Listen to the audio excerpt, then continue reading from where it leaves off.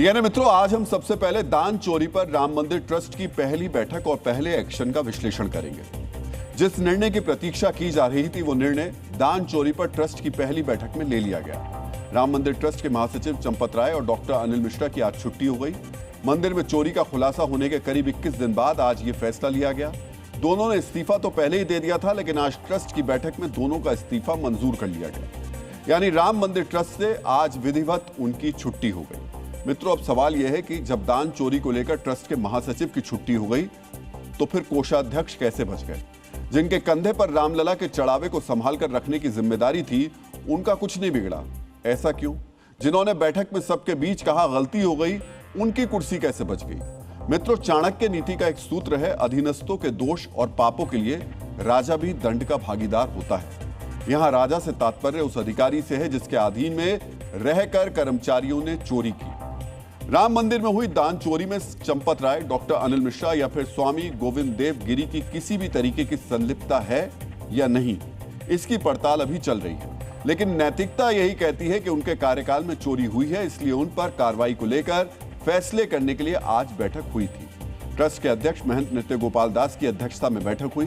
बैठक में महंत नृत्य गोपाल दास के अलावा स्वामी गोविंद देव गिरी, स्वामी परमानंद गिरी महाराज, स्वामी विश्व प्रसन्न तीर्थ, महंत दिनेंद्र दास, ट्रस्ट के सदस्य कृष्ण मोहन और अयोध्या के कलेक्टर शशांक त्रिपाठी मौजूद थे। ट्रस्ट के सबसे बुजुर्ग सदस्य के पराशरण बैठक में ऑनलाइन मौजूद थे। बैठक में सबसे पहले सदी के सबसे बड़े महापाप पर खेद व्यक्त किया गया। इसके बाद कोषाध्यक्ष स्वामी गोविंद देव गिरी ने बैठक का एजेंडा रखा। फिर चंपत राय और अनिल मिश्रा के इस्तीफे पर चर्चा हुई। ट्रस्ट के सभी सदस्यों ने स्वीकार किया कि राम भक्तों की आस्था को ठेस पहुंची है। सूत्रों के मुताबिक ट्रस्ट के सदस्य संतों ने चढ़ावा चोरी और रामधन गबन विवाद को लेकर भारी नाराजगी जताई। सूत्रों के मुताबिक स्वामी परमानंद गिरी महाराज बहुत अधिक क्रोधित थे। स्वामी विश्व प्रसन्न तीर्थ ने कहा, यह चोरी सिर्फ चोरी नहीं है बल्कि एक कलंक है। महंत दिनेंद्र दास ने कहा कि हम लोगों ने राम मंदिर के लिए अपना पूरा जीवन समर्पित कर दिया। गोविंद देव गिरी ने कहा, कुछ खामियां थीं जिन पर ध्यान नहीं दिया गया, बहुत बड़ी गलती हो गई। ट्रस्ट के सदस्यों के आक्रोश और सवालों के बीच ट्रस्ट के महासचिव चंपत राय और राम मंदिर निर्माण परियोजना और स्थानीय व्यवस्थाओं की देखरेख करने वाले ट्रस्ट के नियमित सदस्य डॉक्टर अनिल मिश्रा के इस्तीफे को मंजूर कर लिया गया। अब हम आपको सुनाते हैं ट्रस्ट के कोषाध्यक्ष ने क्या कहा। श्रीमान चंपत राय जी और न्यासी अनिल जी मिश्रा, इन दोनों ने त्यागपत्र प्रदान किया है। जिसको मान्य करना न मान्य करना ये हमारे हाथ की बात नहीं थी। के पराशरन जी ने एक बड़ा सुंदर मुद्दा सामने लाया कि संविधान के अनुसार, इस न्यास के बने हुए कॉन्स्टिट्यूशन संविधान के अनुसार त्यागपत्र देते ही वह स्वीकृत माना जाता है और इसलिए हम लोगों के पास अन्य कोई चारा ही नहीं था। जिस कोष से चोरी हुई है उसके कोषाध्यक्ष ने सवालों में घिरे चंपत राय को ईमानदारी का सर्टिफिकेट भी दे दिया। उन्होंने ये साबित करने की कोशिश की चंपत राय पूरी तरह निर्दोष है। मित्रों, चंपत राय और अनिल मिश्रा निर्दोष हैं या दोषी, इसे लेकर एसआईटी की जांच अभी चल रही है, इसलिए प्रतीक्षा करने की आवश्यकता है। लेकिन गोविंद देव गिरी जी ने उन्हें क्लीन चिट दे दी। ये वही गोविंद देव गिरी हैं जिनके खुद को लेकर ट्रस्ट की बैठक में सवाल उठे। सूत्रों के मुताबिक स्वामी गोविंद देव गिरी की भूमिका को लेकर ट्रस्ट की बैठक में सवाल उठे। विशेषकर उन्होंने कल जो सफाई दी थी उस पर भी सवाल उठाए गए। लेकिन जब वो मीडिया के सामने आए तो तमाम बातों के बीच उस मुद्दे को गौण कर गए। उन्होंने चंपत राय और अनिल मिश्रा से लेकर कई अन्य विषयों पर बातें की, लेकिन अपने ऊपर उठे सवालों पर कुछ भी नहीं कहा। उन्होंने इतना जरूर कहा कि प्रसारण माध्यम झूठ बोल रहे हैं और जो खबरें दिखाई जा रही हैं वो झूठी हैं। सबसे पहले हम आपको सुनाते हैं जिन स्वामी गोविंद देव गिरी के कोषाध्यक्ष रहते कोष से गबन हुआ, उन्होंने क्या कहा। प्रसार माध्यमों में जो कुछ बड़ा बड़ा हवा सामने खड़ा करके कहा जा रहा है वह कितना सत्य है, इसको समाज को जानना चाहिए। झूठ मूठ की अनेक बातें अनर्गल प्रलाप करते हुए अनेक प्रसार माध्यम हम लोगों के सामने रखते हैं और झूठ का प्रचार करते हैं। इस बात से समाज को सावधान हम करना चाहते हैं। हमें कहा जाता है कि वहाँ पर केवल दान पात्रों में चोरी नहीं हुई, तो अनेक अच्छे अच्छे पदार्थ जो दिए गए, अनेक वस्तुएं जो प्रदान की गई, वे भी कहाँ गुल हो गई वे कहाँ चली गई। 2800 वस्तुओं का रजिस्टर हम लोगों के पास उपलब्ध है और वे सारी वस्तुएं सुरक्षित हैं। मीडिया की खबरों को झूठ बताते हुए स्वामी गोविंद देवगिरी ने बाकायदा वो तस्वीर दिखाई जिनके गायब होने के आरोप लगाए जा रहे थे। इनमें स्वर्ण मंडित रामचरितमानस, काकभूषुंडी, चरण पादुकाएं और हार शामिल हैं। उन्होंने ये सत्यापित करने का प्रयास किया कि कोई भी वस्तु चोरी नहीं हुई है। मित्रों, अगर ये वस्तुएं चोरी नहीं हुई हैं तो बहुत अच्छी बात है, ऐसा होना भी चाहिए। लेकिन यह भी सत्य है कि दान की चोरी हुई है, पैसे चुराए गए हैं और यह भी सच है कि उस कोष में चोरी हुई है जिसके कोषाध्यक्ष गोविंद देवगिरी हैं। जिस तरह आज उन्होंने चंपत राय को क्लीन चिट दी, उसी तरह कल उन्होंने खुद को भी पवित्र और निर्दोष घोषित किया था। कल उन्होंने राम भक्तों के नाम एक सार्वजनिक चिट्ठी लिखी थी। जब जी न्यूज ने ट्रस्ट के कोषाध्यक्ष से जिम्मेदारी के साथ सवाल पूछे और हमने डीएनए के अंक में उनकी चुप्पी पर सवाल उठाए, तब जाकर 20 दिनों के बाद उन्होंने 500 से 600 शब्दों की एक लंबी चौड़ी चिट्ठी लिखी। देश के राम भक्तों के नाम लिखे गए 10 पॉइंट में उन्होंने सबसे पहले खुद को क्लीन चिट दी। खुद को निर्दोष बताते हुए उन्होंने क्या क्या लिखा वो अब हम आपको बताते हैं। खुद को बेकसूर बताते हुए उन्होंने तर्क दिया कि वो बैंक खातों के अधिकृत हस्ताक्षरकर्ता नहीं है और ना ही उनके पास कोई चेकबुक रहती है। भुगतान सीधे बैंक ट्रांसफर के माध्यम से होते हैं। दैनिक चढ़ावे के संग्रहण और उसकी गिनती की प्रक्रिया स्थानीय ट्रस्टियों की देखरेख में होती है। इसमें उनके सीधे तौर पर कोई भूमिका नहीं है।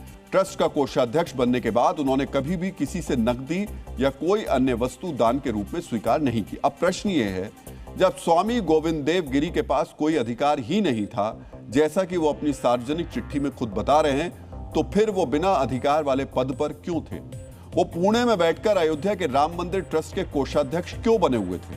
अगर आपको ये नहीं पता कि अयोध्या में बैठे आपके अधीन काम करने वाले कर्मचारी आपको सही रिपोर्ट नहीं दे रहे थे, आपके निर्देशों के अनुसार काम नहीं कर रहे थे, या जो काम कर रहे थे उसके बारे में आपको जानकारी नहीं थी, तो फिर आप कोषाध्यक्ष के पद पर क्यों बने हुए थे? आपने वो पद क्यों नहीं छोड़ दिया? इसका मतलब बहुत स्पष्ट है कि या तो आपको कोषाध्यक्ष के पद का लालच था या फिर कुछ और मामला है। मित्रों, ऐसे सवालों और आशंकाओं के बीच उन्होंने अपनी चिट्ठी में यह भी लिखा कि वो कभी भी इस ट्रस्ट में ट्रस्टी या कोषाध्यक्ष बनने के लिए किसी के पास नहीं गए और ना ही किसी से कोई पैरवी की। तो सुनिए, यह भी मान लिया कि आपने कोई पैरवी नहीं की और आपने को कोषाध्यक्ष बना दिया गया, लेकिन चोरी का खुलासा होने के बाद आप 20 दिन तक चुप्पी साध कर क्यों बैठे रहे? आप तो पुणे में बैठकर फैसले लेते रहते, लेकिन जैसे ही पता चला कि आपके अधीन आने वाले कोष में गबन की खबर सामने आई, वैसे ही आपने ये चिट्ठी क्यों नहीं लिखी या फिर आपने इस्तीफा क्यों नहीं दिया? नैतिकता और साधुत्व तो यही कहता है कि आप सबसे पहले प्रतिक्रिया देते, लेकिन आप चुप रहे। अगर हम आपसे लगातार सवाल नहीं पूछते तो क्या आप अब भी कुछ नहीं बोलते? इन सवालों के बीच अयोध्या के संत महंत क्या कह रहे हैं, आपको यह भी ध्यान से सुनना चाहिए। जिस व्यक्ति के पास वित्तीय लेन देन का अधिकार नहीं है, वो कोषाध्यक्ष कैसे बन करके बैठ गया? इसका मतलब कि आप पद की लोभवश आप कोषाध्यक्ष बने बैठे थे। अगर आपके पास अधिकार नहीं था, आपने अभी तक इन बातों को क्यों नहीं उठाया? हस्ताक्षर का अधिकार किसी और को दिया, लेन देन का अधिकार किसी और को दिया। ये सोची समझी रणनीति है इसका मतलब। अगर उनके पास इन सब अधिकार नहीं था तो फिर ट्रस्ट को संचालन कौन लोग कर रहे हैं, किनके इशारे पर यह काम कर रहा है, यह भी स्पष्ट होना चाहिए। उन्होंने कहा कि मैं कोषाध्यक्ष तो जरूर हूं, लेकिन मेरे साइन से कोई पैसे निकासी या पैसे जमा नहीं होता था। तो हम लोग भी ट्रस्ट चलाते हैं, तो जो कोषाध्यक्ष होता है प्रायः ज्वाइंट खाता कोषाध्यक्ष के साथ ही होता है। ये भ्रम में लोगों को डाल रहे हैं। अगर सिग्नेचर करने का अधिकार नहीं था तो जनता को क्यों नहीं बताए? समझ रहे हैं आप इस आक्रोश को? आज कोई भी राम भक्त ट्रस्ट के कोषाध्यक्ष स्वामी गोविंद गिरी जी महाराज की भूमिका को लेकर इतना ही आक्रोशित है। गोविंद गिरी जी महाराज को राम मंदिर में एक बहुत बड़ी जिम्मेदारी सौंपी गई थी, जिसमें वो न सिर्फ असफल रहे बल्कि अब खुद को निर्दोष साबित करने का भी प्रयास कर रहे हैं। आज जब मीडिया के सामने आए तो अपनी भूमिका बताने के बजाय राजनीतिक बातें कर रहे थे। हम आपको सुनाते हैं कि वो किस तरह विपक्षी पार्टियों पर निशाना साध रहे हैं। जिन लोगों ने कभी राम का नाम नहीं लिया, राम का विश्वास नहीं किया, राम भक्ति जिनकी पीढ़ियों में कभी हुई नहीं, ऐसे लोगों को राम भक्ति उभर करके आ गई। कार सेवकों पर गोलियां चलाने वाले अचानक राम भक्त बन गए और जालीदार टोपी पहन करके और केवल इफ्तार पार्टियां के लिए जाने वाले और कभी आकर के राम जी का दर्शन न करने वाले भी राम जी का दर्शन करने के लिए आ गए। इसका सीधा सीधा अर्थ यह है कि ये चोरी का निमित्त बना करके हिंदुत्व के विरोध में माहौल खड़ा करना, इस देश में एक अराजकता का काम निर्माण करना, इस प्रकार का षड्यंत्र मुझे अवश्य दिखता है। स्वामी गोविंद देव गिरी मंदिर ट्रस्ट के कोषाध्यक्ष हैं। उन्हें मंदिर और मंदिर की व्यवस्था पर बोलना चाहिए। राजनीतिक बयानबाजी के लिए पक्ष और विपक्ष की अलग अलग पार्टियां हैं, मीडिया है जो सवाल भी उठाता है और जवाब भी मांगता है। इसलिए स्वामी गोविंद देव गिरी जी को किस नेता ने क्या कहा, इस पर विचार करने के बजाय इस पर विचार करना चाहिए कि उनके रहते कोष से चोरी कैसे हो गई। उन्हें मीडिया की भूमिका पर सवाल उठाने के बजाय अपनी नैतिक जिम्मेदारी पर बात करनी चाहिए, लेकिन उनका इस पर ध्यान है ही नहीं। उनका ध्यान इस बात पर है कि मीडिया क्या दिखा रहा है, विपक्षी पार्टियों के नेता क्या कह रहे हैं और राम मंदिर चोरी पर सवाल क्यों उठाए जा रहे हैं। हम आपको सुनाते हैं जी मीडिया के सवालों पर स्वामी गोविंद देव गिरी जी कैसे आक्रोशित हो गए। महाराज जी, आपने एक पत्र लिखा था, पत्र में आपने लिखा कि आपके पास अथॉरिटी नहीं थी कि मेरी जानकारी के बिना, सिग्नेचर के बिना काम हो रहा था। तो लोग कह रहे हैं कि अगर बिना सिग्नेचर के काम हो रहा था तो ये सवाल आपने अब क्यों उठाया, पहले क्यों नहीं उठाया? क्योंकि इतने समय से राम मंदिर का निर्माण हो गया, आप कोषाध्यक्ष हैं, तो आपको ये सवाल तो पहले उठाना चाहिए। हमें कभी, मुझे इसमें कोई सवाल लगता ही नहीं है। मुझे मेरे ट्रस्टियों के ऊपर विश्वास है और इसलिए उन्होंने जो निर्णय किया था वो मैंने मान्य किया। मैं यहाँ पर होता नहीं हूँ, मैं बाहर होता हूँ, निरंतर प्रवास में होता हूँ। महीने 1.5 महीने में 2-3 दिन के लिए आता हूँ और यहाँ पर तो पेमेंट रोज चलता है, इसलिए मेरी सिग्नेचर वहाँ पर होने का कोई भी तुक नहीं था, इसलिए वो नहीं थी और वो योग्य था। महाराज जी, कहीं ना कहीं जिम्मेदारी तो बनती थी ना, क्योंकि कोषाध्यक्ष का मतलब होता है कि वित्तीय लेन देन जो भी होगा उसकी जिम्मेदारी आप नहीं। जो अगर पद आपके पास, जिम्मेदारी आपके पास तो जवाबदेही भी तो कहीं आपकी होनी चाहिए ना। जो अकाउंट में आ गया उसकी जिम्मेदारी मेरी है, जो अकाउंट में नहीं आया उसकी जिम्मेदारी ट्रस्ट के अन्य लोगों के पास थी। और जो अकाउंट में गोपाल राव के रोल पे कोई बातचीत हुई? ट्रस्ट की मीटिंग में गोपाल राव जी के रोल पे कोई बातचीत हुई? चोरी हो रही थी, लोग चोरी कर रहे थे, अकाउंट के बाहर लेन देन हो रहा है।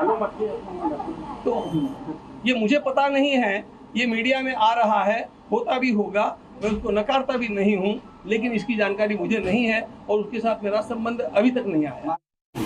अच्छा, एसआईटी में कई ऐसे लोगों के नाम आए, 8 लोगों के नाम आए जिसको जो लोग जेल जा चुके हैं, लेकिन एसआईटी अभी जांच कर रही है, कह रही है कि बैंक कर्मचारियों के नाम भी एफआईआर में हम शामिल करेंगे और वहाँ पे जो गार्ड थे उनके नाम भी शामिल होंगे। क्या उनके खिलाफ भी कार्रवाई होगी? आप एसआईटी जिनके खिलाफ कार्रवाई करने के लिए कहेगी उनके खिलाफ कार्रवाई होनी चाहिए। आप लोगों की तरफ से एफआईआर दर्ज करवाई जाएगी? क्या आप लोगों की तरफ से एफआईआर दर्ज करवाई जाएगी? वो पहले कराई गई है ना, तभी तो एसआईटी हुई है। स्वामी गोविंद देव गिरी जैसे प्रकांड विद्वान को मीडिया से उलझने के बजाय चंपत राय और अनिल मिश्रा की तरह अपनी भूमिका पर मंथन करना चाहिए, क्योंकि सूत्रों के मुताबिक बैठक के दौरान उनके सामने उनकी भूमिका को लेकर भी सवाल उठे थे, जबकि बैठक में ना तो चंपत राय मौजूद थे, ना ही डॉक्टर अनिल मिश्रा। चंपत राय मंदिर परिसर में ही थे, लेकिन उन्हें बैठक में शामिल नहीं किया गया। गोपाल राव भी मंदिर परिसर में ही थे, उन्हें भी बैठक में शामिल नहीं किया गया। ट्रस्ट के विशेष आमंत्रित सदस्य और मंदिर व्यवस्थापक गोपाल राव बैठक के बगल वाले कमरे में मौजूद थे। मंदिर चोरी के बाद उनकी भूमिका पर भी सवाल उठ रहे हैं। मित्रों, ट्रस्ट के महत्वपूर्ण सदस्यों की भूमिका पर प्रश्न चिन्ह लगे हैं, इसलिए चंपत राय की जगह ट्रस्ट के नए सदस्य कृष्ण मोहन को अंतरिम महासचिव बनाया गया है। गोविंद देव गिरी जी ने बताया कि अब आगे कृष्ण मोहन जी अपने हिसाब से काम करेंगे।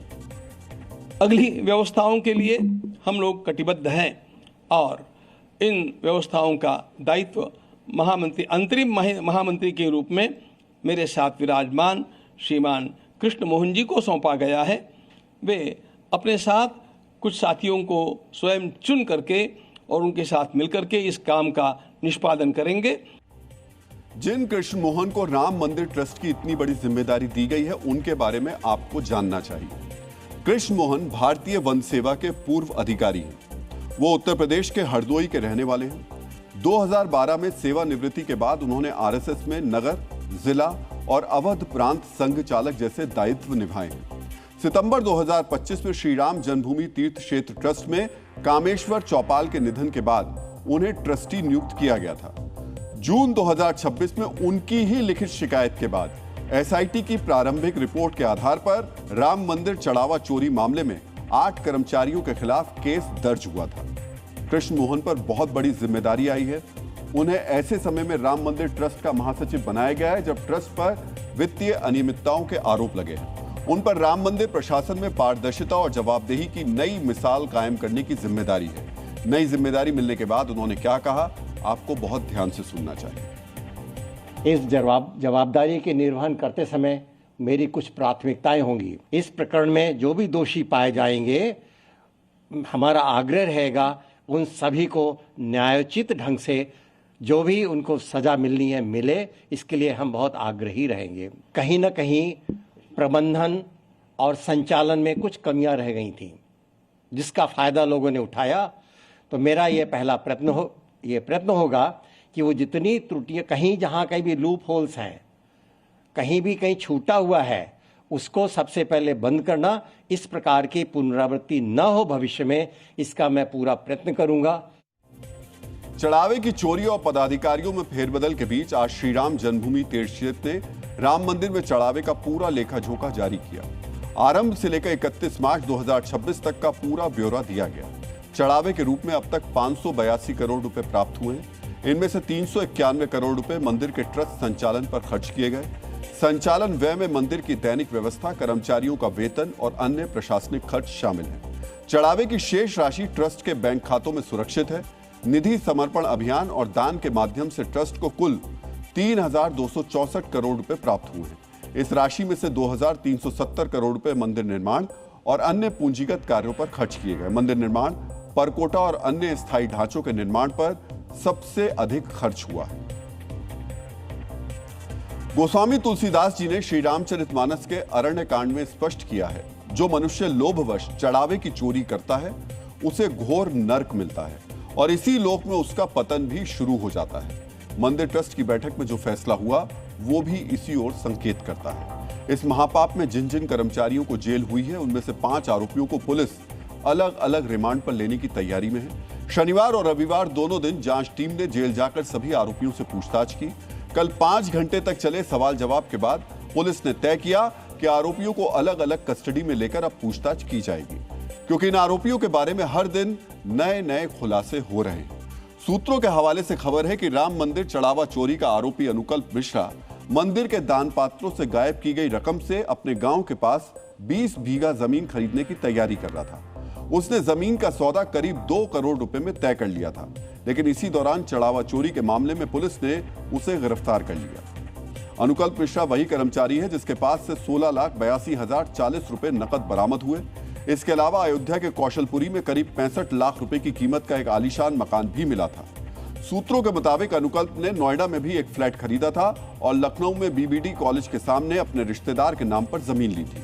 इतना ही नहीं, वो अपने चाचा और अन्य रिश्तेदारों की भी आर्थिक मदद कर रहा था। हालांकि अब जब चढ़ावा चोरी के मामले में उसके पाप का हिसाब होना शुरू हो गया है, तो वो रिश्तेदार भी उसका साथ नहीं दे रहे हैं। उल्टा उसकी चाची ने तो उसके खिलाफ केस भी दर्ज करा दिया है। अनुकल्प की चाची ने उसके परिवार के खिलाफ एफआईआर दर्ज कराई है।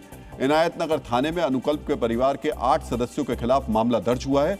सोचिए, जिस रिश्तेदार और परिवार के लिए वो चोरी के पैसों से मदद कर रहा था, वही अब उसके साथ नहीं दे रहे हैं। इसलिए कहा गया है कि अधर्म से कमाए गए धन से कभी किसी का स्थायी भला नहीं होता। जब मनुष्य अधर्म के रास्ते पर चलता है तो उसके साथी और परिजन केवल तब तक उसके अनुकूल रहते हैं जब तक उसकी जेब में पैसा आता रहता है। जैसे ही बदनामी, पुलिस या न्यायालय का शिकंजा कसता है, समाज और सगे संबंधी भी उससे पल्ला झाड़ लेते हैं। अनुकल्प मिश्रा के साथ भी यही हो रहा है। हालांकि ट्रस्ट से जुड़े जिन लोगों पर आरोप है, उनके साथ भी कमोवेश यही हाल है। 1 महीने पहले तक जो लोग श्री राम जन्मभूमि तीर्थ क्षेत्र ट्रस्ट के सर्वे सर्वा थे, जिनके एक इशारे पर पूरी व्यवस्था चलती थी, आज वो पूरी तरह अकेले पड़ चुके हैं। डीएनए मित्रों, अब हम प्रधानमंत्री नरेंद्र मोदी के इंडोनेशिया दौरे का विश्लेषण करेंगे, जिसे भारत के मिशन महासागर के तौर पर देखा जा रहा है। ये दौरा कैसे बीजिंग को बेचैन करने वाला है, ये आज आपको जानना चाहिए। 3 देशों के 6 दिवसीय दौरे में प्रधानमंत्री मोदी सबसे पहले इंडोनेशिया पहुंचे।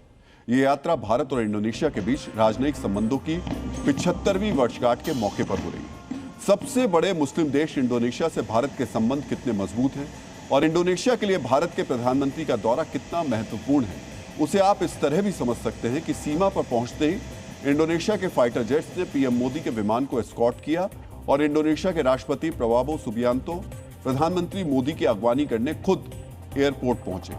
इंडोनेशिया के बाद प्रधानमंत्री मोदी ऑस्ट्रेलिया के प्रधानमंत्री एंथनी अल्बनीज के निमंत्रण पर मेलबर्न जाएंगे और आखिर में न्यूजीलैंड पहुंचेंगे। प्रधानमंत्री मोदी की यह न्यूजीलैंड यात्रा लगभग 40 वर्षों में किसी भारतीय प्रधानमंत्री की पहली आधिकारिक द्विपक्षीय यात्रा है। आज आपको जानना चाहिए समंदर में चीन के बढ़ते प्रभाव के बीच प्रधानमंत्री मोदी का यह दौरा कितना महत्वपूर्ण है। इंडोनेशिया, ऑस्ट्रेलिया और न्यूजीलैंड के साथ भारत कौन कौन से बड़े समझौते करने जा रहा है जिससे चीन की बेचैनी बढ़ सकती है। इंडोनेशिया में प्रधानमंत्री मोदी एक मंदिर का दौरा भी करेंगे जो भारत और इंडोनेशिया की सांस्कृतिक कूटनीति को मजबूत करेगा। आज आपको इंडोनेशिया के 1150 वर्ष पुराने प्रम्बानन मंदिर के बारे में भी जानना चाहिए जिसका सबसे बड़े मुस्लिम देश में मौजूदगी पाकिस्तान और बांग्लादेश के कट्टरपंथियों के लिए बड़ी नसीहत। लेकिन सबसे पहले भारत के महासागर विजन से इस दौरे का कनेक्शन समझिए। मित्रों, इंडोनेशिया, ऑस्ट्रेलिया और न्यूजीलैंड के साथ भारत के संबंधों को मजबूत करने वाला यह दौरा समंदर में चीन के दबदबे को कम करने के लिए कितना महत्वपूर्ण साबित होगा, इसके संकेत भी प्रधानमंत्री मोदी ने इस यात्रा पर निकलने से पहले एक बयान जारी करके दिए। अपनी यात्रा की जानकारी देते हुए प्रधानमंत्री मोदी ने बताया, इंडोनेशिया और ऑस्ट्रेलिया की यात्रा भारत की एक्ट ईस्ट नीति को और मजबूत करेगी। ये यात्रा भारत के महासागर विजन को भी आगे बढ़ाएगी। ये यात्रा स्वतंत्र, समावेशी और खुले हिंद प्रशांत के प्रति भारत की प्रतिबद्धता को और सशक्त बनाएगी। मित्रों, एक्ट ईस्ट पॉलिसी के तहत भारत एशिया और इंडो पैसिफिक के देशों के साथ व्यापार बढ़ाने, सुरक्षा मजबूत करने और चीन के बढ़ते रणनीतिक प्रभाव के बीच रिश्ते मजबूत करने का काम कर रहा है। लेकिन सबसे महत्वपूर्ण है चीन को काउंटर करने वाला भारत का महासागर विजन।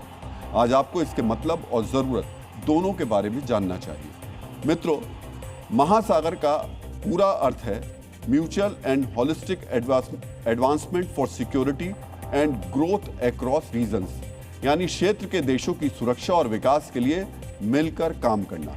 आज आपको समझना चाहिए इंडो पैसिफिक देशों की सुरक्षा और विकास के लिए किस तरह चीन बड़ा खतरा बन रहा है और भारत का महासागर विजन कैसे इस चुनौती से निपट सकता है। मित्रों, चीन जहां कर्ज देकर कूटनीति के सहारे इस क्षेत्र में बंदरगाह हासिल करने की रणनीति अपना रहा है, वहीं भारत विकास में सहयोग और तकनीकी साझेदारी से विश्वसनीय विकल्प पेश कर रहा है। यही भारत के महासागर विजन के पीछे की बुनियादी कूटनीति है। इंडोनेशिया, ऑस्ट्रेलिया और न्यूजीलैंड की यात्रा में यही रणनीति नजर भी आएगी।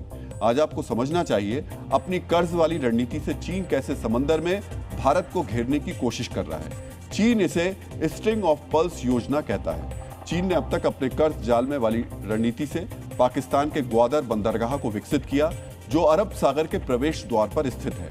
ग्वादर वो बंदरगाह है जहां चीन पाकिस्तान आर्थिक गलियारे यानी सीपेक का जमीनी रास्ता खत्म होता है और समुद्री व्यापार शुरू होता है। चीन ने श्रीलंका के हम्बनटोटा बंदरगाह को 99 साल की लीज पर लिया है जो भारत के दक्षिणी तट से करीब 350 किलोमीटर की दूरी पर स्थित है। म्यांमार का क्याकप्यू बंदरगाह चीन को सीधे बंगाल की खाड़ी तक पहुंचा देता है जिससे मलक्का स्ट्रेट पर उसकी निर्भरता कम होती है। चीन और म्यांमार ने 2026 में इस परियोजना को तेजी से आगे बढ़ाने पर सहमति जताई है। चीन ने बांग्लादेश के चटगांव बंदरगाह के विकास में निवेश किया जिससे बंगाल की खाड़ी में उसकी रणनीतिक मौजूदगी मजबूत हुई। चीन ने जिबूती में अपना पहला विदेशी सैन्य अड्डा स्थापित किया है जहां से वो लाल सागर और हिंद महासागर में अपनी नौसैनिक गतिविधियों का संचालन करता है। इसके अलावा कंबोडिया के रीम नौसैनिक अड्डे का चीन की मदद से विस्तार किया गया है जिससे मलक्का स्ट्रेट के आसपास उसकी रणनीतिक पहुंच और मजबूत हुई है। इसके अलावा चीन लगभग पूरे दक्षिण चीन सागर पर दावा करता है। चीन की रणनीति से भारत की चिंता बढ़ी है क्योंकि दुनिया का करीब 80% समुद्री तेल व्यापार और वैश्विक व्यापार का बड़ा हिस्सा हिंद प्रशांत के समुद्री मार्गों से होकर गुजरता है। अगर इन समुद्री मार्गों पर किसी एक देश का प्रभाव बहुत बढ़ जाता है तो व्यापार और क्षेत्रीय सुरक्षा दोनों प्रभावित हो सकते हैं। इसीलिए भारत इंडोनेशिया, ऑस्ट्रेलिया, जापान और अन्य साझेदार देशों के साथ मिलकर स्वतंत्र, खुला और नियम आधारित हिंद प्रशांत बनाए रखने पर जोर देता है।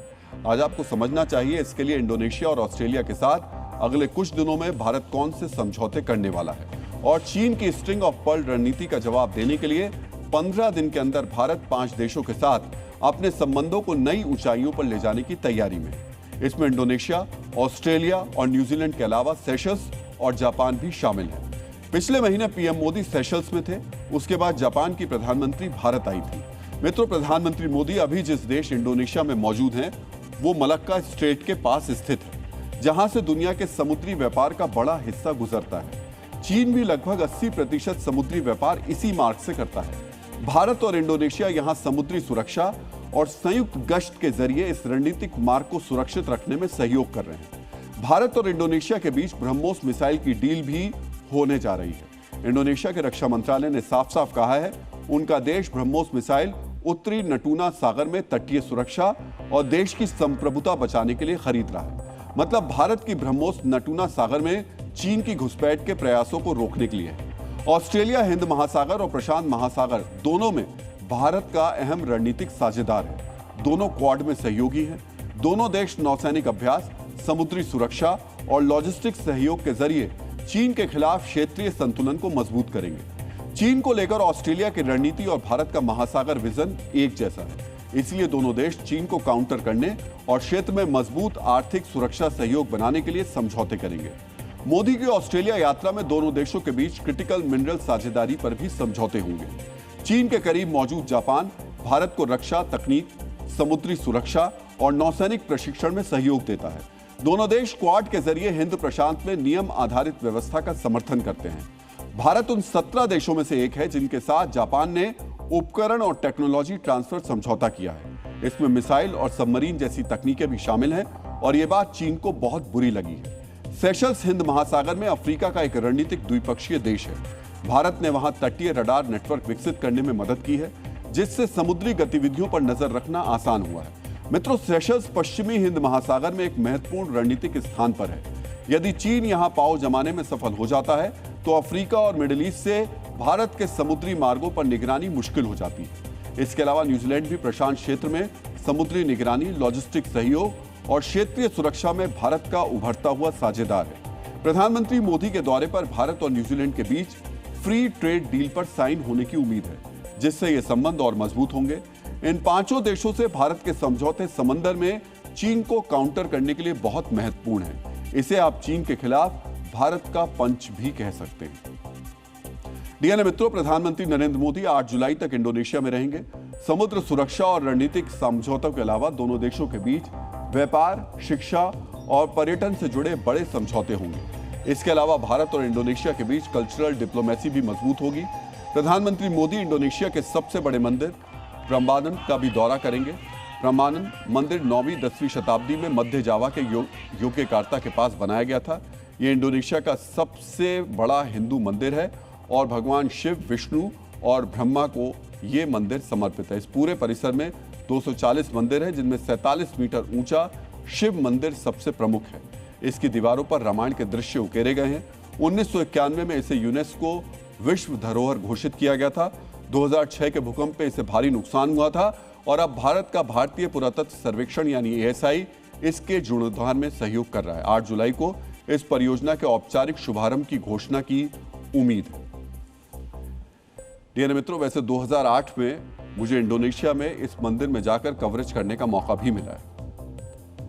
भारत और इंडोनेशिया अपनी सांस्कृतिक विरासत को संजोकर रखने के लिए आपस में सहयोग कर रहे हैं। मित्रों, भारत और इंडोनेशिया के रिश्ते आज के नहीं हैं, बल्कि करीब 2000 साल पुराने हैं। पहली दूसरी शताब्दी में भारतीय व्यापारी और विद्वान समुद्री मार्ग से इंडोनेशिया पहुंचे।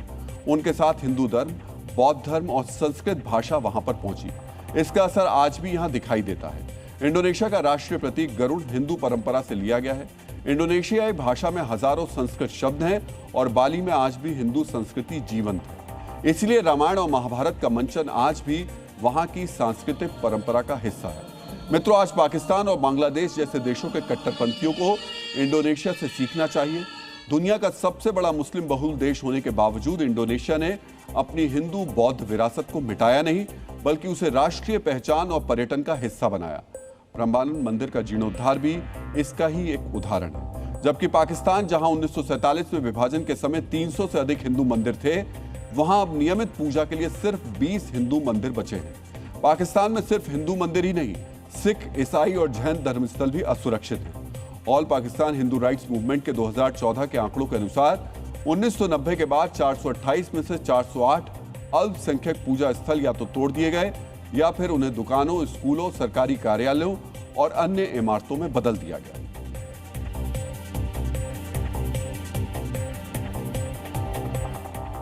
पाकिस्तान में हिंदू आबादी जो 1947 में लगभग 14% थी, अब घटकर 2% से भी कम रह गई है। वहीं बांग्लादेश में अगस्त 2024 में शेख हसीना सरकार के पतन के बाद सिर्फ एक महीने में 200 से 300 हिंदू घरों और कारोबार जो थे उन पर हमले हुए और 15 से 20 मंदिरों को नुकसान पहुंचाया गया।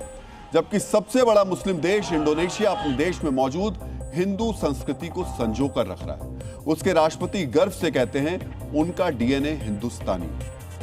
डीएनए मित्रों, प्रधानमंत्री मोदी आज इंडोनेशिया में होकर भी डॉक्टर श्यामा प्रसाद मुखर्जी की जयंती मना रहे थे। जनसंघ के संस्थापक डॉक्टर श्यामा प्रसाद मुखर्जी की आज 125वीं जयंती है।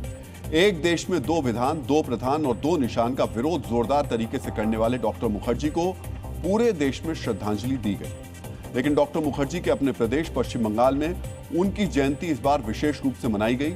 शुभेंदु सरकार ने बंगाल में विशेष आयोजन किए। यह पहला मौका है जब डॉक्टर मुखर्जी की जयंती पर पश्चिम बंगाल में बीजेपी की सरकार है। आज कोलकाता के इको पार्क में डॉक्टर मुखर्जी की 125 फुट ऊंची भव्य प्रतिमा का शिलान्यास किया गया। गृह मंत्री अमित शाह इस विशेष अवसर पर मौजूद रहे। वो भारत में उनकी सबसे बड़ी ये जो मूर्ति है, प्रतिमा है, वो भारत में सबसे ऊंची होगी। ये प्रतिमा आने वाली पीढ़ियों को डॉक्टर मुखर्जी के प्रखर राष्ट्रवादी विचारों और राष्ट्र निर्माण में उनके योगदान की याद दिलाएगी। गृह मंत्री ने कोलकाता के भवानीपुर में डॉक्टर मुखर्जी के पैतृक घर जाकर भी उन्हें श्रद्धांजलि दी। कोलकाता में आयोजित समारोह के दौरान पीएम मोदी इंडोनेशिया से इस कार्यक्रम में जुड़े। बंगाल में भाजपा सरकार बनने के बाद इस राष्ट्रीय सम्मान को, एक प्रेरणा पुरुष को याद करने में बंगाल ने अपने आप में रौनक बढ़ा दी है। श्यामा प्रसाद मुखर्जी अगर न होते तो आज कश्मीर भारत का हिस्सा नहीं होता। यही वो महापुरुष थे जिन्होंने एक देश में 2 विधान, 2 प्रधान, 2 निशान नहीं चल सकते, न केवल वो आंदोलन की शुरुआत की, इसके लिए अपने प्राण भी न्यौछावर कर दिए। मित्रों, अगर डॉक्टर मुखर्जी 1947 में मुस्लिम लीग की योजना का विरोध नहीं करते तो आज का पश्चिम बंगाल बांग्लादेश का हिस्सा होता। लेकिन उनके इस योगदान के बावजूद आरोप लगते हैं कि आजादी के बाद बंगाल की सरकारों ने उन्हें वो स्थान नहीं दिया जिसके वो हकदार थे। अमेरिका के पूर्व राष्ट्रपति अब्राहम लिंकन ने कहा था, जो राष्ट्र अपने नायकों का सम्मान नहीं करता वो अधिक समय तक टिक नहीं सकता। डॉक्टर मुखर्जी को लेकर बंगाल सरकार की सोच अब बदल गई है। शुभेंदु अधिकारी के मुख्यमंत्री बनने के बाद बंगाल सरकार ने डॉक्टर मुखर्जी के सम्मान के लिए कई कदम उठाए हैं। सबसे बड़ी प्रतिमा की आधारशिला रखने के अलावा बंगाल सरकार ने डॉक्टर मुखर्जी के सम्मान में 6 जुलाई को आधिकारिक छुट्टी की घोषणा की है। इस ऐतिहासिक वर्षगांठ को पूरे राज्य में मनाने के लिए सरकार ने 200 करोड़ रुपए का विशेष बजट आवंटित किया है। डॉक्टर मुखर्जी के जीवन और राष्ट्र निर्माण में उनके योगदान को अब पश्चिम बंगाल के स्कूल कॉलेज के सिलेबस में भी शामिल किया जाएगा। बंगाल सरकार के अलावा केंद्र सरकार ने भी डॉक्टर मुखर्जी की 125वीं जयंती को धूमधाम से मनाने का फैसला किया है। केंद्रीय संस्कृति मंत्रालय डॉक्टर मुखर्जी के सम्मान में 2 साल का देशव्यापी उत्सव मना रहा है। अब हम एक ऐसे ऐतिहासिक चक्र का विश्लेषण करने वाले हैं जो ठीक 55 साल बाद फिर से घूम रहा है। साल 1971 याद कीजिए, जब पाकिस्तान की दमनकारी नीतियों और उनकी फौज की बर्बरता के खिलाफ ईस्ट पाकिस्तान में बगावत की आग भड़की थी। नतीजा पाकिस्तान के 2 टुकड़े हो गए और एक नया देश बना बांग्लादेश। आज 2026 में इतिहास खुद को दोहरा रहा है। फर्क सिर्फ इतना है कि इस बार बगावत की आग ईस्ट पाकिस्तान में नहीं, बल्कि पाकिस्तान के अवैध कब्जे वाले कश्मीर यानी पीओके में भड़की। आज डीएनए में हम इसी आग का विश्लेषण करेंगे। क्या 55 साल बाद एक बार फिर पाकिस्तान का विभाजन होने वाला है? क्या यह बगावत अब पीओके के भारत में विलय के बाद ही खत्म होगी? हम क्यों कह रहे हैं कि पाकिस्तान का विभाजन होने वाला है और हम ये क्यों कह रहे हैं कि पीओके का भारत में विलय होने वाला है? आपको आगे विस्तार से समझाएंगे, लेकिन सबसे पहले आपको देखना चाहिए कि कैसे बीते 24 घंटे से पीओके जंग का मैदान बना हुआ। अवाम अपना हक मांग रही है, बदले में फौज की गोलियां मिल रही हैं। ओए, आम जनता आटा, चावल, बिजली मांग रही है, फौज बुलेट की बरसात कर रही है। सरकार और फौज की दमनकारी नीतियों के खिलाफ जब पीओके की आवाम सड़कों पर उतरी तो इस प्रदर्शन को कुचलने के लिए मुनीर जनरल डायर बन गया और पीओके को जलियांवाला बाग बना दिया। कल पीओके के मुजफ्फराबाद, डडियाल, रावलकोट और मीरपुर में जब प्रदर्शनकारी सड़कों पर उतरे तो पहले से ही तैयार फौज ने उन पर फायर खोल दिया। अपनी ही आवाम पर फौज ने कितनी गोलियां चलाई उसे गिनना भी मुश्किल है। फौज ने प्रदर्शनकारियों को रोकने के लिए ब्रिज पर कब्जा कर लिया और सामने जो दिखा उस पर फायरिंग कर दी। मुनीर की आतंकी फौज अजान के वक्त भी नहीं रुकी। फौज जहां लोगों की आवाज को बुलेट से दबा पाई वहां गोली चला दी और जहां लोगों ने फौज को घेर लिया वहां लोगों को कुछ इस कदर कुचल दिया। पीओके में फौज की फायरिंग में दर्जनों लोग घायल हुए। वहीं एक युवक की मौत हो गई, या यूं कहें मुनीर के इशारे पर उसकी हत्या कर दी। बीते करीब 1 महीने से जारी इस प्रदर्शन को दबाने के लिए मुनीर की फौज अभी तक 59 लोगों को मौत के घाट उतार चुकी है। मुनीर को लग रहा है कि गोली बंदूक से इस आग को वो शांत कर देगा, लेकिन हर एक मौत के साथ ये आग और ज्यादा धधकती जा रही है। डीएनए मित्रों, जब आम जनता इनकलाब के नारे लगाने लग जाए, सरकार और फौज के खिलाफ बागी हो जाए, तो समझ जाइए कि वहां विभाजन तय है। ठीक उसी तरह जैसे 55 साल पहले ईस्ट पाकिस्तान में हुआ था। 55 साल पहले ईस्ट पाकिस्तान में जो हालात थे, ठीक वैसे ही हालात इस वक्त पाकिस्तान के कब्जे वाले कश्मीर में। ऐसा लग रहा है जैसे 1971 का रिपीट टेलीकास्ट चल रहा है। जिस तरह से पाकिस्तान की सरकार ईस्ट पाकिस्तान के संसाधनों को लूटकर वेस्ट पाकिस्तान को देती थी, बिल्कुल वैसे ही पीओके के साथ भी किया जा रहा है। पीओके में बने बांधों से पाकिस्तान बिजली बनाता है, लेकिन पीओके खुद अंधेरे में रहता है। 1971 से पहले जिस तरह ईस्ट पाकिस्तान में फौज के खिलाफ प्रदर्शन हो रहे थे, आज 55 साल बाद पीओके में भी वैसे ही प्रदर्शन हो रहे हैं। 1971 से पहले ईस्ट पाकिस्तान में आम जनता की आवाज को दबाने के लिए जिस तरह पाकिस्तानी फौज ने बर्बरता की थी, आज 2026 में पीओके में वही तस्वीरें दोबारा दिखाई दे रही हैं। और जिस तरह ईस्ट पाकिस्तान में फौज के खिलाफ मुक्ति वाहिनी खड़ी हुई थी, आज पीओके में भी मुक्ति वाहिनी की तर्ज पर एक संस्था खड़ी हो गई है जिसका नाम है JAAC, यानी ज्वाइंट अवामी एक्शन कमेटी। लेकिन 1971 के ईस्ट पाकिस्तान और आज के पीओके में एक अंतर है।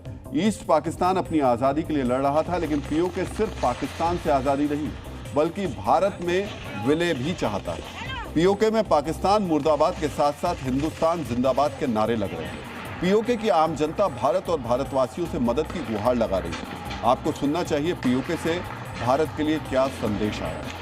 डीएनए मित्रों, पीओके को लेकर भारत का रुख साफ है। पीओके भारत का अभिन्न अंग है। ऐसे में इंतजार हो रहा है कि एलओसी के उस पार से मदद मांगी जा रही है। अब भारत इस पर क्या कदम उठाता है, क्योंकि हालात सचमुच बहुत खराब हैं। पीओके में पाकिस्तान की सरकार और फौज जो नरसंहार कर रही है, उसकी तस्वीरें देखकर किसी की भी रूह कांप जाए। लेकिन दुनिया भर का मानवाधिकार नींद में है, उसे ये सब नहीं दिखाई दे रहा है। कश्मीर के नाम पर भारत के खिलाफ फेक नैरेटिव फैलाने वाले बड़े बड़े मानवाधिकार क्लब पीओके में पाकिस्तान के अत्याचार पर मौन बैठे हैं। पीओके को लेकर लंदन तक में विरोध प्रदर्शन हो रहे हैं, लेकिन इन प्रदर्शनों पर पूरी दुनिया ने अपनी आंखें बंद कर रखी है। पीओके को लेकर पूरी दुनिया का डबल स्टैंडर्ड आपको भी देखना चाहिए। नॉर्वे की जिस पत्रकार ने भारत के खिलाफ प्रोपेगेंडा चलाकर रखा था, क्या उन्होंने इस पर एक भी ट्वीट किया? क्या उन्होंने अपने अखबार में कुछ भी लिखा? नहीं लिखा। भारत के खिलाफ बार बार प्रोपेगेंडा करने वाले अल जजीरा ने क्या पीओके के मुसलमानों की आवाज सुनी? नहीं सुनी। खुद को लिबरल पत्रकारिता का बेताज बादशाह कहने वाले बीबीसी ने क्या पीओके में कल पाकिस्तानी फौज की बर्बरता पर एक छोटा सा भी आर्टिकल छापा? नहीं छापा। क्या न्यूयॉर्क टाइम्स ने पीओके में प्रदर्शन को कुचलने की खबर अपने वेबसाइट पर पब्लिश की? नहीं पब्लिश की। डीएनए मित्रों, 71 में पूरी दुनिया ने ईस्ट पाकिस्तान को अपने हाल पर छोड़ दिया था। इसका अंजाम क्या हुआ था, वो पूरी दुनिया एक बार नक्शा खोलकर देख सकती है। और आज 55 साल बाद पीओके भी उसी मुहाने पर खड़ा है। तो क्या मान लिया जाए कि पाकिस्तान के इतिहास में विभाजन का नया चैप्टर जल्द ही लिखा जाने वाला है? मित्रों, अब हम दुनिया के सबसे बड़े मिलिट्री हेडक्वार्टर का विश्लेषण करेंगे, जो ना अमेरिका ने बनाया है, ना चीन ने बनाया है और ना ही रूस ने बनाया है। इसका निर्माण भारत ने किया है। दुनिया का सबसे बड़ा मिलिट्री हेडक्वार्टर पिरामिडों के देश मिस्र में बनाया गया है, जो सुपर पावर अमेरिका के रक्षा मंत्रालय पेंटागन से भी कई गुना बड़ा है। 8 कोनों वाले इस विशाल कॉम्प्लेक्स को ऑक्टागन नाम दिया गया है। दुनिया का सबसे बड़ा मिलिट्री हेडक्वार्टर का उद्घाटन 4 जुलाई 2026 को राष्ट्रपति अब्देल फतह अल सीसी ने किया, जिसकी अब सारी दुनिया में चर्चा हो रही है। आज आपको जानना चाहिए दुनिया के इस सबसे बड़े मिलिट्री हेडक्वार्टर की खासियत क्या है। आखिरकार मिस्र को इतना हाईटेक और बड़ा मिलिट्री हेडक्वार्टर बनाने की जरूरत क्यों पड़ी और इस मिलिट्री हेडक्वार्टर से मिस्र की ताकत में कितना इजाफा हुआ है। सबसे पहले आप इस मिलिट्री हेडक्वार्टर की खासियत को समझिए। इसका डिजाइन प्राचीन मिस्र के पिरामिडों और इस्लामिक जो ज्योमेट्री कला है उससे प्रेरित है। नया मुख्यालय एक हाईटेक सिस्टम C41ISR से लैस है। यह सिस्टम कमांड, कंट्रोल, संचार, कंप्यूटर, खुफिया जानकारी, निगरानी और दुश्मन की टोह लेने जैसी सभी क्षमताओं को एक नेटवर्क में जोड़ देता है, जिससे युद्ध या संकट के समय तेजी से और सटीक फैसले लिए जा सके। इस हाईटेक मुख्यालय को 13 रणनीतिक और सप्लाई जोन में बांटा गया है। रणनीतिक जोन में युद्ध की योजना बनाने, दुश्मन की गतिविधि पर नजर रखने और फैसले लेने का काम होगा, और सप्लाई जोन में सेना को हथियार, खाना, ईंधन, दवाइयां समय पर पहुंचाने की प्लानिंग होगी। ये सभी 13 जोन मिलकर मिस्र की थल, जल और वायुसेना को एक छत के नीचे जोड़ते हैं। सब कुछ AI और कंप्यूटर से कनेक्टेड है ताकि जानकारी तुरंत पहुंचे और फैसला तेज हो, और किसी भी संकट यानी युद्ध या प्राकृतिक आपदा में एक जगह से पूरा कंट्रोल हो सके। नए मुख्यालय में साइबर सिक्योरिटी को भी अभेद्य बनाया गया है, यानी सेना के कंप्यूटर नेटवर्क और गोपनीय जानकारी को हैकिंग और साइबर हमलों से सुरक्षित रखने का पूरा बंदोबस्त है। मिस्र काहिरा के पूर्व में लगभग 45 किलोमीटर दूर एक नया आधुनिक शहर बना दिया जा रहा है, जिसे नई प्रशासनिक राजधानी की तरह विकसित किया जा रहा है।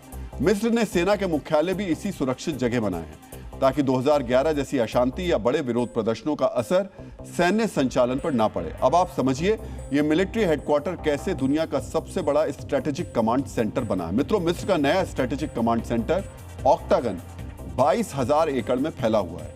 इससे पहले अमेरिका के रक्षा मंत्रालय पेंटागन को अब तक दुनिया का सबसे बड़ा रक्षा मुख्यालय कहा जाता था। पेंटागन का मुख्य ऑफिस 29 एकड़ में फैला हुआ है। अगर पेंटागन के पूरे परिसर को भी मिला लिया जाए तो भी ये 41 एकड़ का है। इस हिसाब से मिस्र का मिलिट्री हेडक्वार्टर पेंटागन से 750 गुना बड़ा है। हालांकि मिस्र जो इस वक्त आर्थिक परेशानियों से जूझ रहा है, वहां पर सैन्य मुख्यालय पर इतने खर्च की आलोचना भी हो रही है। इसीलिए सरकार ने अब तक इस पर हुए खर्च का खुलासा नहीं किया है। हालांकि सरकार समर्थक इसे देश की सुरक्षा के लिए मील का पत्थर बता रहे हैं। मिस्र को सिनाई में आतंकवाद, लाल सागर में जहाजों की सुरक्षा, लीबिया और सूडान की सीमाओं पर अस्थिरता जैसी चुनौतियों का सामना करना पड़ता है। साथ ही उसे अमेरिका, रूस और चीन जैसे बड़े देशों के साथ संतुलित संबंध भी बनाए रखने हैं। इसीलिए यह आधुनिक सैन्य मुख्यालय उसकी सुरक्षा रणनीति का अहम हिस्सा माना जा रहा है।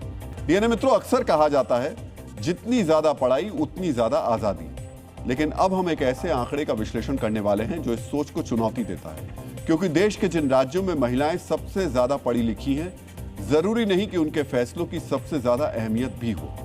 दक्षिण भारत को महिलाओं की शिक्षा के मामले में हमेशा देश का मजबूत क्षेत्र माना जाता है। अब एक खबर बहुत ज्यादा दिलचस्प है, जरा रिमोट बिल्कुल बराबर में रखिएगा, इत्मीनान से इस खबर को देखिए और इस डेटा को जब आप देखेंगे बहुत ही रोचकता है। केरल, तमिलनाडु, कर्नाटक और तेलंगाना जैसे राज्यों में महिला साक्षरता उत्तर भारत के अधिकांश राज्यों से बेहतर है, लेकिन राष्ट्रीय परिवार स्वास्थ्य सर्वेक्षण एक अलग ही तस्वीर बता रहा है। सर्वे के अनुसार उत्तर प्रदेश, उत्तराखंड, पंजाब, दिल्ली और हिमाचल प्रदेश जैसे उत्तरी राज्यों में करीब 91% से ज्यादा महिलाएं घरेलू फैसलों में भागीदारी करती हैं, जबकि कर्नाटक में यह आंकड़ा 82.7% है, आंध्र प्रदेश में 84.1% है और तेलंगाना में 87.2% है। हालांकि इस तस्वीर का दूसरा पक्ष भी है। केरल में 94.1% और हिमाचल प्रदेश में 93.9% महिलाओं की घरेलू फैसलों में भागीदारी दर्ज की गई है। यानी जहां शिक्षा और सामाजिक भागीदारी साथ साथ बढ़ी, वहां महिलाओं की स्थिति भी सबसे मजबूत दिखाई देती है। मित्रों, महिला शिक्षा की बात है तो सबसे पहले केरल, तमिलनाडु और कर्नाटक जैसे दक्षिणी राज्यों का नाम लिया जाता है। केरल में महिला साक्षरता 95% से भी ज्यादा है, जबकि हिमाचल और दिल्ली को छोड़ दें तो उत्तर भारत के अधिकांश बड़े राज्य अब भी 65 से 80% के बीच है। लेकिन दिलचस्प बात यह है कि पढ़ाई में आगे होने के बावजूद घरेलू फैसलों में दक्षिण भारत के कुछ राज्य उत्तर भारत से पीछे दिखाई देते हैं। यानी मित्रों, राजनीति में नोटिस तो बहुत जारी होते हैं। ये भी खबर बहुत दिलचस्प है। नोटिस आपने देखे होंगे राजनीति में, पोस्टर भी चिपकते हैं, लेकिन किसी मंत्री की जाति जानने के लिए गांव-गांव डुगडुगी बजाकर साक्ष्य मांगे जाएं, ऐसा दृश्य शायद पहली बार देखने को मिल रहा है। मध्य प्रदेश में इस समय यही हो रहा है। ये मामला जुड़ा है राज्य मंत्री प्रतिमा बागरी से। प्रतिमा बागरी सतना जिले की रैगांव विधानसभा की आरक्षित सीट से पहली बार विधायक बनी।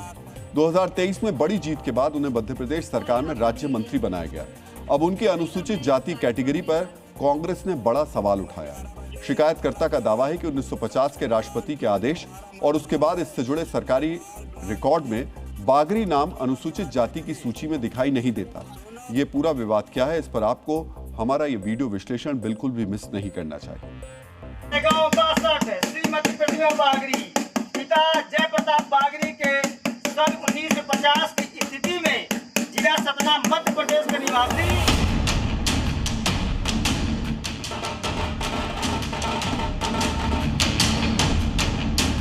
मध्य प्रदेश की सियासत में इन दिनों इस डुगडुगी की गूंज सबसे तेज है। सुनो सुनो सभी गांव वालों, सभी को सूचित किया जाता है कि माननीय राज्य मंत्री विधायक विधानसभा पार्षद रहेगा श्रीमती प्रतिमा बागरी संदेहास्पद हो रहा हो तो वह व्यक्ति आपत्ति क्लेम अपना विरोध उपस्थित होकर साक्ष्य दे। ये डुगडुगी किसी ढिंढोरे या मुनादी के लिए नहीं, बल्कि सूबे की एक मंत्री की जाति का सच पता लगाने के लिए बजाई जा रही है। गांव-गांव जाकर प्रशासन ये पता लगाने में जुटा है कि राज्य मंत्री प्रतिमा बागरी की असली जाति कैटेगरी क्या है। एमपी के इतिहास में ऐसा पहली बार देखा जा रहा है जब किसी मंत्री के कास्ट सर्टिफिकेट की जांच के लिए इस तरह का तरीका अपनाया गया हो। कांग्रेस नेता प्रदीप अहिरवार की शिकायत के बाद अब अनुसूचित जाति कल्याण विभाग ने मंत्री प्रतिमा बागरी से उनकी जाति के पुख्ता सबूत और दस्तावेज मांग लिए गए।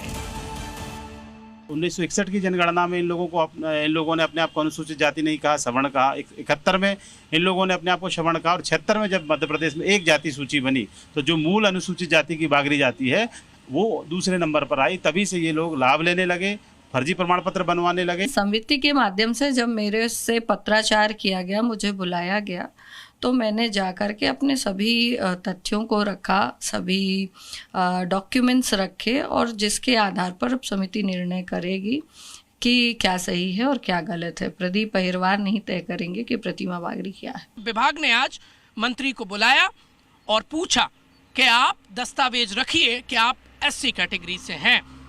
मिनिस्टर ने फैमिली ट्री और इसके अलावा जो कास्ट सर्टिफिकेट है वो अब विभाग को सौंप दी हैं। अब फैसला विभाग को लेना है कि प्रतिमा बागरी एससी कैटेगरी की है या जनरल कैटेगरी की।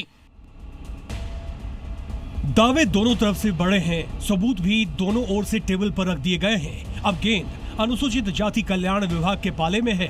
हर किसी की नजरें इस बात पर टिकी है कि जब इस जांच की रिपोर्ट आएगी तो वो क्लीन चिट लाएगी या फिर एमपी की कैबिनेट में कोई बड़ा फेरबदल। देखना दिलचस्प होगा कि गांव-गांव में बजी इस डुगडुगी की गूंज का असली और आखिरी क्लाइमेक्स क्या होता है। डीएनए में आज का संदेश, भाग्य सपनों की विशालता से नहीं बल्कि निर्णयों की स्पष्टता से निर्मित होता है और यदि दिशा सही हो जाए तो मंजिलें भी वेटिंग मोड छोड़कर लाइव लोकेशन भेजने लगती हैं।